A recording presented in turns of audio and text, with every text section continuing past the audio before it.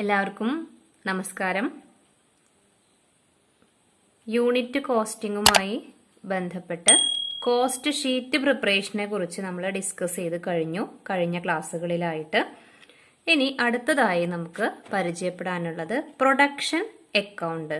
എങ്ങനെയാണോ നമ്മളൊരു കോസ്റ്റ് ഷീറ്റിൽ ഐറ്റംസ് നമ്മൾ എഴുതിയത് അതേ ഐറ്റംസ് തന്നെയാണ് ഇവിടെ എഴുതുന്നത്. ഒരു പ്രത്യേകത, ഈ ഐറ്റംസ് എല്ലാം തന്നെ ഒരു അക്കൗണ്ട് ഫോർമാറ്റിൽ എഴുതുകയാണ് ചെയ്യുന്നത്. ഓക്കെ, അപ്പൊ എങ്ങനെയാണ് നമുക്കത് എഴുതാൻ നോക്കാം. ഇത് നമ്മൾ സാധാരണ ട്രേഡിംഗ് ആൻഡ് P&L അക്കൗണ്ട് ഒക്കെ ചെയ്ത് എങ്ങനെയാണോ അത് ചെയ്യാറ് അതേ രീതിയിലൊക്കെ തന്നെയാണ് ഇവിടെയും ചെയ്യുന്നത്. അപ്പൊ നമുക്ക് എല്ലാവർക്കും അറിയാം, ഒരു അക്കൗണ്ട് ആവുമ്പോൾ രണ്ട് സൈഡാണ് അക്കൗണ്ടിന് വരുന്നത്. ഡെബിറ്റ് സൈഡും ക്രെഡിറ്റ് സൈഡും ഉണ്ടായിരിക്കും. അതേപോലെ ഇവിടെയും നമ്മൾ ഹെഡിങ് കൊടുക്കുന്നു പ്രൊഡക്ഷൻ അക്കൗണ്ട്.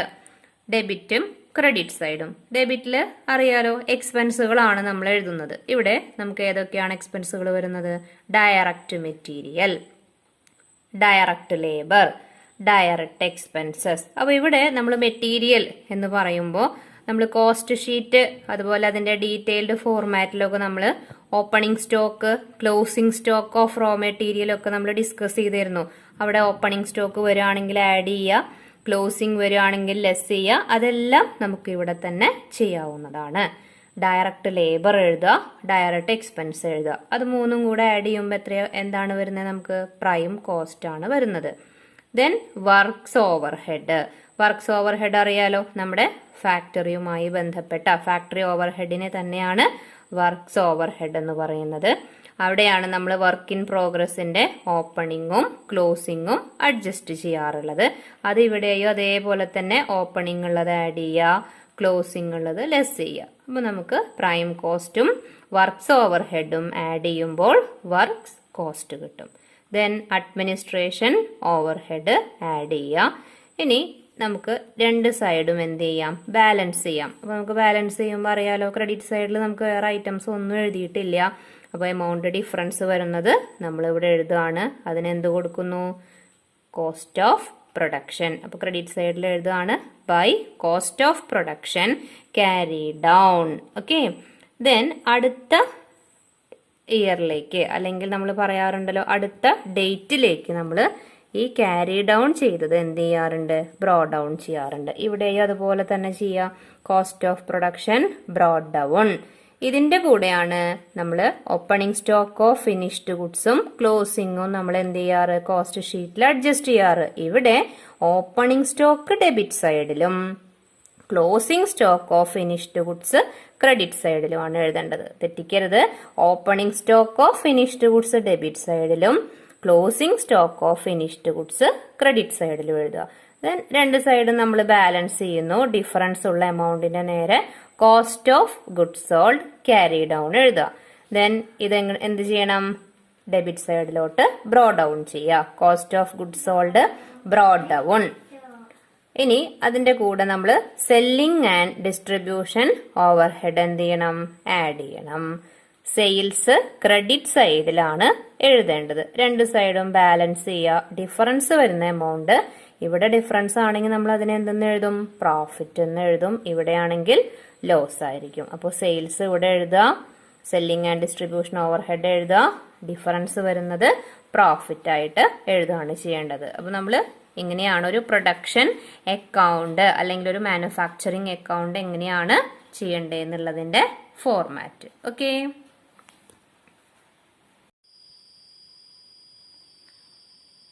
പ്രൊഡക്ഷൻ അക്കൗണ്ടിന്റെ ഒരു പ്രോബ്ലം നമുക്ക് ചെയ്തു നോക്കാം. From the following prepare a production account for the year ending 31st December 2019. Stock on 1/1/2019, raw materials, work in progress, finished goods. 1/1/2019 എന്ന് പറയുമ്പോൾ നമുക്കറിയാം അതെന്തായിരിക്കും? ഓപ്പണിംഗ് സ്റ്റോക്ക് ആയിരിക്കും. അപ്പോൾ റോ മെറ്റീരിയലിന്റെ ഓപ്പണിംഗ് സ്റ്റോക്ക് ഉണ്ട്, അതുപോലെ തന്നെ വർക്ക് ഇൻ പ്രോഗ്രസിന്റെ ഓപ്പണിംഗ് സ്റ്റോക്ക് ഉണ്ട്, ഫിനിഷ്ഡ് ഗുഡ്സിന്റെ ഓപ്പണിംഗ് സ്റ്റോക്ക് ഉണ്ട്. ദെൻ ക്ലോസിംഗ് സ്റ്റോക്ക് ആണ് തന്നിരിക്കുന്നത്. അതുകൊണ്ടാണ് 31st December 2019. റോ മെറ്റീരിയൽസിന്റെ ക്ലോസിംഗ് സ്റ്റോക്ക്, വർക്ക് ഇൻ പ്രോഗ്രസിന്റെ ക്ലോസിംഗ് സ്റ്റോക്ക്, ഫിനിഷ്ഡ് ഗുഡ്സിന്റെ. അപ്പോൾ ഈ മൂന്ന് ഐറ്റത്തിന്റെയും ഓപ്പണിംഗ് സ്റ്റോക്കും തന്നിട്ടുണ്ട്, ക്ലോസിംഗ് സ്റ്റോക്കും തന്നിട്ടുണ്ട്. Okay, then purchase of raw material, അറിയാലോ ഓപ്പണിംഗ് സ്റ്റോക്ക് ഓഫ് റോ മെറ്റീരിയലിന്റെ കൂടെ ആഡ് ചെയ്യാറുള്ളതാണ് purchase of raw material. Direct wages, indirect wages, factory expenses, administration, selling, sales, എല്ലാ ഡീറ്റെയിൽസും നമുക്ക് തന്നിട്ടുണ്ട്. നമ്മളോട് എന്താ പറഞ്ഞിരിക്കുന്നത്? ഈ ഡീറ്റെയിൽസ് ഉപയോഗിച്ച് ഒരു പ്രൊഡക്ഷൻ അക്കൗണ്ട് ചെയ്യാനാണ് പറഞ്ഞിരിക്കുന്നത്. അപ്പൊ നമ്മൾ കോസ്റ്റ് ഷീറ്റിൽ എങ്ങനെയാണോ ഇത് നമ്മൾ എഴുതാറുള്ളത് അതേ രീതി തന്നെയാണ്. പക്ഷെ ഇവിടെ എഴുതുമ്പോൾ അക്കൗണ്ട് ഫോർമാറ്റിലേക്ക് എഴുതണം എന്നൊരു പ്രത്യേകത മാത്രമേ വരുന്നുള്ളൂ. അപ്പൊ നമുക്ക് നോക്കാം എങ്ങനെയാണത് ചെയ്യേണ്ടത്. ഓക്കെ, ആദ്യം തന്നെ നമുക്കത് അക്കൗണ്ട് വരയ്ക്കേണ്ട ഫോർമാറ്റ് നമ്മൾ കഴിഞ്ഞ ക്ലാസ്സിൽ പറഞ്ഞിട്ടുണ്ടായിരുന്നു. അതോടൊപ്പം തന്നെ ഇതാ നോക്കൂ, production account for the year ended. ഏതാണ് ഡേറ്റ് തന്നിരിക്കുന്നത്? 31st December 2019. അക്കൗണ്ട് ആവുമ്പോൾ ഡെബിറ്റ് സൈഡ് ക്രെഡിറ്റ് സൈഡ് ഉണ്ടായിരിക്കണം. പർട്ടിക്കുലേഴ്സ് എമൗണ്ട് ഫസ്റ്റ് നമ്മൾ എഴുതുന്നത് ഏതാണ്? Opening stock of raw material. എത്രയാണ് തന്നിരിക്കുന്നത് നോക്കൂ, തെറ്റിക്കരുത്. 1/1/2019 ഇതാണ് opening stock of raw material. Okay, opening സ്റ്റോക്കിന്റെ കൂടെ എന്ത് ചെയ്യണം? പർച്ചേസ് ആഡ് ചെയ്യണം. എത്രയാണ് വരുന്നത്? പർച്ചേസ് വരുന്നത് എത്രയാണ്? Purchase of raw material 1,70,70,000. അത് ഓപ്പണിംഗ് സ്റ്റോക്കിന്റെ കൂടെ ആഡ് ചെയ്യുക. അപ്പൊ എത്ര വരും? 3,70,70,000. ഇനി എന്താ ചെയ്യണ്ടേ? Closing stock of work in progress, closing stock of raw material അതെന്ത് ചെയ്യുക? ലെസ് ചെയ്യുക. ക്ലോസിംഗ് സ്റ്റോക്ക് ലെസ് ചെയ്യുന്നു. ഓക്കെ, ഇപ്പൊ നമുക്ക് എന്ത് കിട്ടും? Raw material consumed. ഓക്കെ, ഇനി നമുക്ക് എന്ത് ചെയ്യാം? ബാക്കി വരുന്ന ഡയറക്റ്റ് എക്സ്പെൻസുകൾ ഇവിടെ കൊടുക്കാം. ഏതൊക്കെയാണ്? ഡയറക്റ്റ് വേജസ് വരുന്നുണ്ട് അല്ലെ. അപ്പൊ നമ്മൾ എഴുതുന്നു ഡയറക്റ്റ് വേജസ്. ഇപ്പൊ നമുക്ക് ഏതൊക്കെ വന്നു? മെറ്റീരിയൽസും കിട്ടി, ഡയറക്റ്റ് വേജസും കിട്ടി. അത് രണ്ടും കൂടെ ആഡ് ചെയ്താൽ ഏതായി? നമ്മുടെ പ്രൈം കോസ്റ്റ് ആയി. ഇനി ഇതിന്റെ കൂടെയാണ് നമ്മൾ ഫാക്ടറി ഓവർഹെഡ് ചെയ്യാറുള്ളത്. അപ്പൊ ഇവിടെ ഫാക്ടറി ഓവർഹെഡ് എന്ന് പറയുമ്പോൾ അതിലേതൊക്കെ പെടും? ഈ ഫാക്ടറി എക്സ്പെൻസും വരും, ഇൻഡയറക്റ്റ് വേജസും വരും. അപ്പൊ അത് രണ്ടും നമ്മൾ എഴുതാണ്. ഫാക്ടറി എക്സ്പെൻസസ് അതുപോലെ തന്നെ ഇൻഡയറക്റ്റ്, അത് രണ്ടും കൂടെ ആഡ് ചെയ്യുമ്പോൾ എത്ര വരും? 85,000. ഇനി നമുക്കറിയാലോ ഫാക്ടറി ഓവർഹെഡിലാണ് opening stock of work in പ്രോഗ്രസും closing stock of work in പ്രോഗ്രസും അഡ്ജസ്റ്റ് ചെയ്യാറുള്ളത്. അപ്പൊ നോക്കൂ, opening stock of work in progress എന്ത് ചെയ്യണം? ആഡ് ചെയ്യണം. Closing stock of work in progress less ചെയ്യണം. അപ്പൊ നമുക്ക് എത്ര കിട്ടും? 3,31,000. ഓക്കെ, ഇനി ഫാക്ടറി കോസ്റ്റ് ആണ് ഈ കിട്ടിയിരിക്കുന്നത്. ഇതിനെ പറയുന്ന മറ്റൊരു പേരാണ് വർക്ക്സ് കോസ്റ്റ്. ഇതിന്റെ കൂടെ അഡ്മിനിസ്ട്രേഷൻ ഓവർഹെഡ് എഴുതുക. ഓക്കെ, ഇത്രയും ചെയ്ത് കഴിഞ്ഞാൽ നമുക്ക് എന്ത് ചെയ്യാം? ബാലൻസ് ചെയ്യാനുള്ള സമയമാണ്. ഏതെത്തിക്കഴിഞ്ഞാൽ അഡ്മിനിസ്ട്രേഷൻ ഓവർഹെഡും കൂടി കഴിഞ്ഞാൽ നമ്മൾ ഈ അക്കൗണ്ട് എന്ത് ചെയ്യണം? ബാലൻസ് ചെയ്യണം. ബാലൻസ് വരുന്ന എമൗണ്ട് എന്തായിട്ട് എഴുതുക? കോസ്റ്റ് ഓഫ് പ്രൊഡക്ഷൻ ആയിട്ട് എഴുതുക. Cost of production carried down. അപ്പൊ ഈ രണ്ട് സൈഡും ബാലൻസ് ചെയ്യുമ്പോൾ വരുന്ന ഡിഫറൻസ് ആണ് കേട്ടോ ഇത്. ബാലൻസ് എമൗണ്ട് ആണ്. ഇനി ഇത് എന്ത് ചെയ്യണം? നമ്മൾ ബ്രോ ഡൗൺ ചെയ്യണം. Cost of production brought down എത്രയാണ്? 3,61,000. ഇതിന്റെ കൂടെ നമുക്കിനി opening stock of finished goods add ചെയ്യുക. Closing stock of finished goods എന്ത് ചെയ്യുക?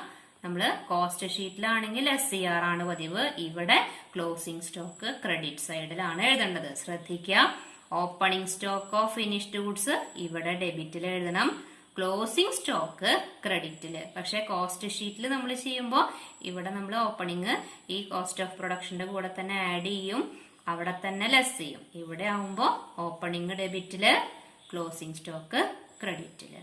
ഇത്രയും കഴിഞ്ഞാൽ ഇവിടെയും നമുക്ക് ബാലൻസ് ചെയ്യാനുള്ള സമയമാണ്. ഇത് രണ്ടും കൂടി നോക്കുക, ടോട്ടൽ ചെയ്യുക. ഇവിടെയും ടോട്ടൽ ചെയ്യുക. 5,04,000 ആണ് രണ്ട് സൈഡിന്റെയും ടോട്ടൽ വരുന്നത്.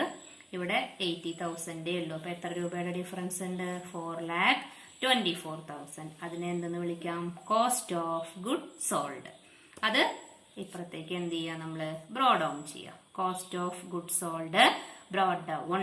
ഇനി ഇതിന്റെ ഒപ്പമാണ് നമ്മള് സെല്ലിംഗ് എക്സ്പെൻസ് എഴുതേണ്ടത്. ഓക്കെ, സെല്ലിംഗ് എക്സ്പെൻസ് എഴുതുന്നു. ദെൻ സെയിൽസ് തന്നിട്ടുണ്ട് 5,80,000. സെയിൽസ് ക്രെഡിറ്റ് സൈഡിലാണ് എഴുതേണ്ടത്. ഇത്രയും എഴുതി കഴിഞ്ഞാൽ ബാലൻസ് ചെയ്യാം. ബാലൻസ് ചെയ്യുമ്പോൾ ഡിഫറൻസ് വരുന്ന എമൗണ്ട് നമ്മൾ ഈ സൈഡിലാണ് നമുക്ക് ഡിഫറൻസ് വരുന്നത്, ഡെബിറ്റിലാണ് വരുന്നത്. അതിനെ എന്തായിട്ട് നമുക്ക് ട്രീറ്റ് ചെയ്യാം? പ്രോഫിറ്റ് ആയിട്ട് ട്രീറ്റ് ചെയ്യാം. അപ്പൊ ഇങ്ങനെയാണ് നമുക്കൊരു പ്രൊഡക്ഷൻ അക്കൗണ്ട് ചെയ്യേണ്ടത്. അപ്പോൾ ഐറ്റംസ് എഴുതുമ്പോൾ ശ്രദ്ധിക്കുക, ഓപ്പണിങ് ക്ലോസിംഗ് ഒക്കെ വരുന്നതൊക്കെ ഇവിടെ തന്നെ നമുക്ക് അഡ്ജസ്റ്റ് ചെയ്യാം. എവിടെ വരുമ്പോഴാണ് മാറ്റം? നമ്മുടെ കോസ്റ്റ് ഓഫ് ഫിനിഷ്ഡ് ഗുഡ്സിന്റെ അടുത്ത് എത്തുമ്പോൾ ഒന്ന് ശ്രദ്ധിക്കുക, opening stock of finished goods ഡെബിറ്റിലും closing stock of finished goods ക്രെഡിറ്റിലും ആണ് വരിക.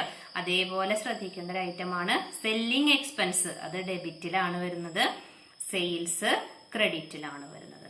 ഡിഫറൻസ് വരുന്നത് പ്രോഫിറ്റ് ആയിട്ട് എഴുതുന്നു. ഡെബിറ്റിലാണ് ഡിഫറൻസ് എങ്കിൽ പ്രോഫിറ്റ് ആയിരിക്കും, ക്രെഡിറ്റിലാണെങ്കിൽ അത് ലോസ് ആയിരിക്കും. അപ്പൊ ഇങ്ങനെയാണ് ഒരു പ്രൊഡക്ഷൻ അക്കൗണ്ട് ചെയ്യേണ്ടത്. Okay, thank you.